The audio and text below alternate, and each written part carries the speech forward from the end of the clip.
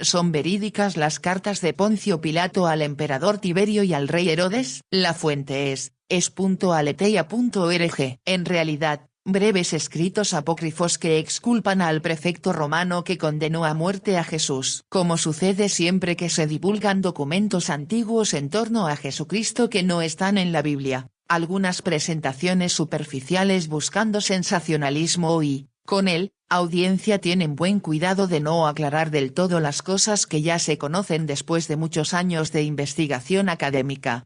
Por eso, de vez en cuando salen a relucir evangelios apócrifos u otros textos que, o bien por contener relatos legendarios piadosos que buscaban completar las muchas lagunas de información del Nuevo Testamento, o bien por incluir doctrinas gnósticas para dar otra versión de la figura y la enseñanza de Jesús, pueden llevar a la confusión.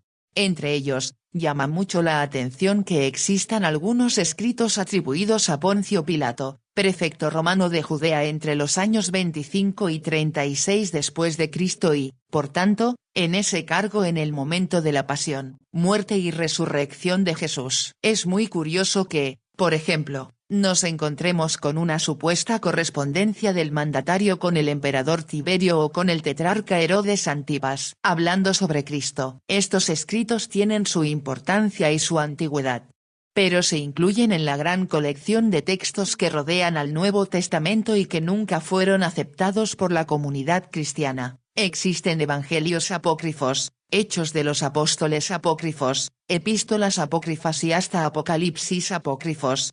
Muchos de ellos han sido traducidos al español por la Biblioteca de Autores Cristianos, también en edición bilingüe. Otra mirada a la pasión y muerte de Cristo. Entre las decenas de apócrifos que conocemos, que se ordenan por su contenido y temática, hay una categoría de textos dedicados a los acontecimientos de la pasión, muerte y resurrección de Jesús. Aunque los 4 evangelios canónicos dan bastantes detalles sobre lo que sucedió, algunos cristianos de las primeras comunidades no se habrían conformado con lo recibido de la tradición apostólica, añadiendo relatos de su propia cosecha.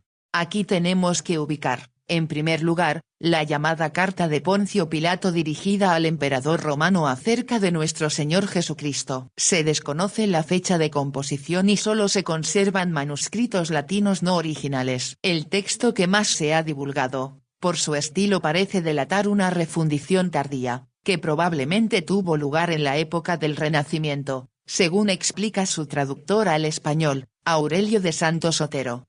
Las excusas de Pilato. En esta carta Pilato elogia a Jesús ante Tiberio, diciendo que el crucificado era piadoso y austero, legado de la verdad y un justo inmune de toda culpa. El prefecto echa la culpa de su muerte a los judíos, cuyas instigaciones seguí de mal grado y por temor, tal como se excusa, apuntando a la confabulación de todos los escribas, jefes y ancianos. Además aclara, sus discípulos hacen el bien a todo el mundo. Existe otra supuesta carta de Poncio Pilato, que lleva por título Relación del gobernador Pilato acerca de nuestro Señor Jesucristo, enviada a César Augusto a Roma. Se conserva en griego y en varias lenguas orientales, sería del siglo VII, y en ella el prefecto también considera a Jesús inocente, excusándose de su condena a muerte, que sería achacable solo a los líderes judíos. La sorpresa crece cuando hallamos una supuesta carta de Tiberio a Pilato, escrita en griego. En ella el emperador romano se dirige a su subalterno con dureza, en estos términos: